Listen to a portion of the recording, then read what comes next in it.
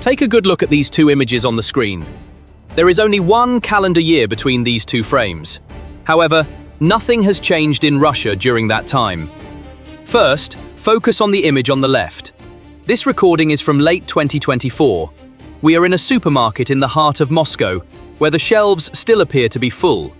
A citizen is trying to quickly hide a packet of butter inside his coat.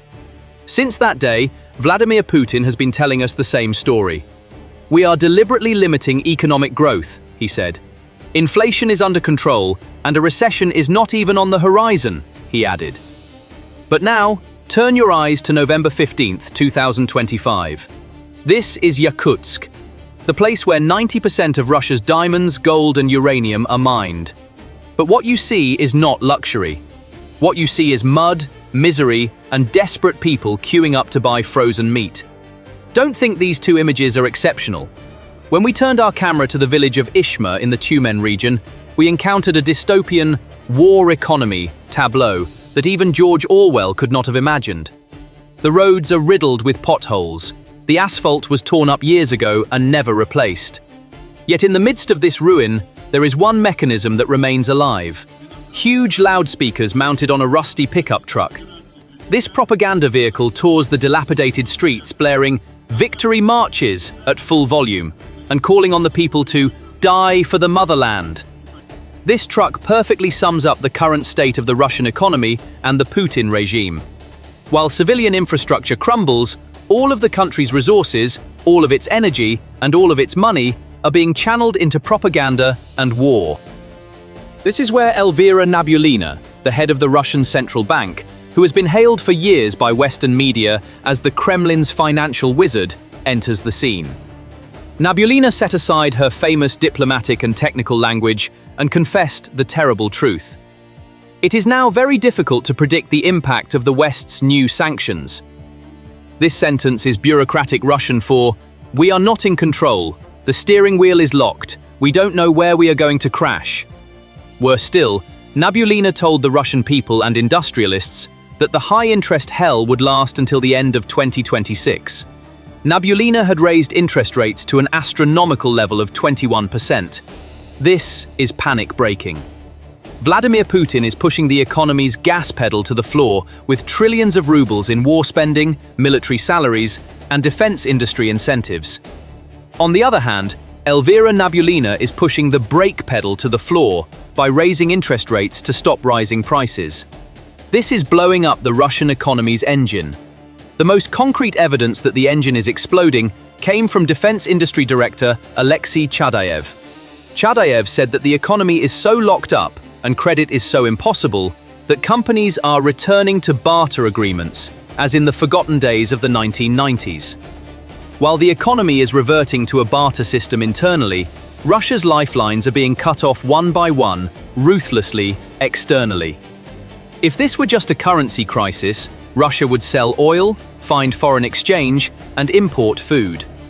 But what we are experiencing is the most comprehensive logistics strangulation operation modern history has ever seen. Russia is not just becoming poorer, it is being physically cut off from the world. Looking at the map from above, we see that the circle around Russia has turned into a noose. On the western flank of this strangulation operation, the Polish border is no longer just a customs gate, it has become an impenetrable iron curtain. Sources confirm that controls on the Polish side have reached a complete closure level, with no birds allowed to fly across the border. The closure of the Polish border means pulling the plug on the life support system of Russian agriculture. Because Russian agriculture is not a Soviet legacy, it was an integrated system, 70% dependent on Western technology, from seeds to medicines, from tractors to combine harvester spare parts.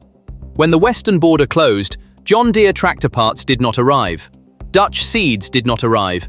Those massive tractors inside, the machines that plow the fields, turned into piles of scrap metal due to the lack of parts. The fields cannot be planted because there are no machines. However, the real shock for the Kremlin came from Putin's backyard, Kazakhstan. Putin's most trusted ally betrayed Russia with a quiet but deadly move. According to Astana Times data, the Kazakh government has imposed restrictions on Russian grain trade, transit, and the transport of Russian goods. This is both a strategic betrayal and a survival instinct. Fearing secondary sanctions from the West, Kazakhstan is distancing itself from Russia, which is a sinking ship. It is suffocating Russia with bureaucratic obstacles, refusing payments and delaying trains. Thousands of trucks stuck at border crossings were carrying essential goods for the Russian people. As a result, most supermarket shelves in Russia are now empty. The few remaining expensive items, like butter, are locked away.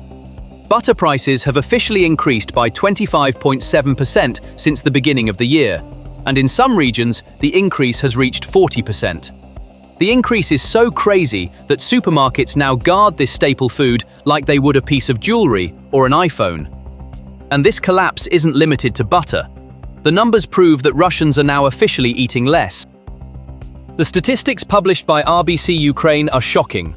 24% of Russians, or nearly 1 in 4, openly admit they have had to cut back on food spending. Data from the Ukraine Strategic Communications Center further clarifies what these restrictions mean. Consumption of milk and dairy products fell from 249 kilograms per person per year to 165 kilograms. This is a massive drop. Rice purchases fell by 10%, while potato prices rose by 64% on an annual basis. In Russia, potatoes are not just a food item, they are part of the culture. As a staple food, it is used in everything from soups to stews and side dishes. Therefore, it has always been an easily available and affordable food. However, over the past year, the situation has deteriorated. Potato prices have increased by 64%, and in some regions, they are sold at 3 times the price of last year. The same is true for bread, milk, vegetables, and almost everything else. The prices of basic consumer goods have skyrocketed, and in some places, obtaining these goods has become a problem in itself. As shelves begin to empty, markets become unpredictable. You can find fresh produce one week, but the next week it's gone. This unpredictability is starting to strain households. In Russia, this stress is pushing people to stockpile whenever possible, which is making the shortages even worse. It's a vicious cycle of scarcity, ravaging Russian stomachs like a plague. The shelves are empty, prices are rising, and families are going without food to survive. Just like those dark days of misery in the 1990s. Vladimir Putin built his 20-year reign on a single promise: to end the chaos and misery of the 1990s. Today, because of the war he himself started, he is destroying that promise of stability with his own hands and returning his people to the nightmare of the 1990s they hated so much. Another factor triggering this misery is unemployment. The war industry is sucking up all the resources, all the money, and most importantly, all the skilled labor in the civilian sector like a black hole. Putin took more than 300,000 skilled men from the fields, factories, and construction sites and sent them to the front. Due to the devaluation of the ruble and increasing pressures, Central Asian migrant workers fled the country. A massive labor shortage has emerged in Russia. There is a shortage of over 200,000 workers in agriculture. In other words, there are no men left to work in the fields, drive the trucks, or harvest the crops. If Russia is an agricultural power, it should be prepared for such situations, right? The country should have massive grain reserves. Yes, it does. So what is happening to those reserves? This is the little discussed part of Russia's food crisis. These reserves are supposed to help in difficult times, such as when harvests are poor or prices rise, just like now.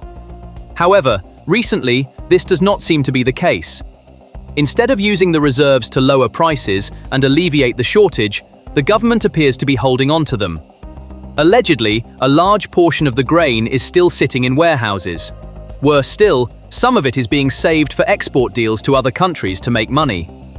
On paper, this may help Russia's economy, but it doesn't help families struggling to afford basic food items like bread. This puts the country in a difficult position. If the government keeps the grain locked up, it can protect future supplies and earn foreign currency. However, this also causes prices to remain high domestically. And right now, this situation is putting pressure on ordinary people. Bread prices have risen, and many families are cutting back on food spending. If the government cannot change course, the crisis will not be limited to food. It will also be about leadership. Another reason for rising food prices in Russia can be summed up in 3 words: fuel, transportation, and war. First, fuel. Fuel prices have risen this year. The price of diesel, which is indispensable for agriculture and transportation, has increased by more than 11%. Every extra ruble spent on fuel is passed on to shoppers. Refineries are also closing due to equipment shortages, and state subsidies to balance prices have been cut. Farmers and truckers are struggling. When fuel costs rise, every link in the food chain becomes more expensive. Even when food is produced, the problems don't end. Nationwide transportation is becoming a major challenge, primarily due to Russia's size. Look at this map. You can see why Russia has to rely on its massive railway network for the transportation of goods. However, this network is rapidly deteriorating. Freight volumes have been falling for nearly 2 years, and hundreds of thousands of rail cars are idle. Trains are delayed or cancelled, and military cargo is prioritized over civilian goods. This situation necessitates transporting more food by road. However, this is not ideal, as Russia's roads are in poor condition. Many rural highways are collapsing, slowing deliveries and increasing costs. Road transport increased last year, but it is less efficient and much more expensive. On top of these problems, Ukraine's attacks are making the situation even worse. Drone attacks and sabotage have hit fuel tankers, rail lines, and critical infrastructure across Russia. This has disrupted supply chains and delayed deliveries. The result of all this is the situation we see today. Ultimately, the picture is crystal clear. The Russian Federation has paid for its claim to be a military superpower with civil bankruptcy and the starvation of its people. No matter how loudly that rusty propaganda truck in Tyumen blares, no matter how hard Putin presses the gas pedal, Nabiullina's panic brake and empty refrigerators have blown this engine apart. It wasn't American missiles that destroyed the Soviet Union, but empty shelves and the despair of the people. History is repeating itself in 2025 in an even more ruthless way. The refrigerator knocked out the television. Hunger defeated fear.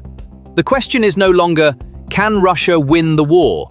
The question is, how much longer will the Russian people accept sitting on diamonds while searching for meat in the mud? When will the anger in that queue hit the Kremlin's walls? We will continue to closely monitor this collapse, the moment the engine blows up and the approaching social storm. Subscribe to see the truth, turn on notifications, and write to us in the comments. Do you think hunger can overcome fear? Or will the Russian people silently watch the collapse? Thank you for watching.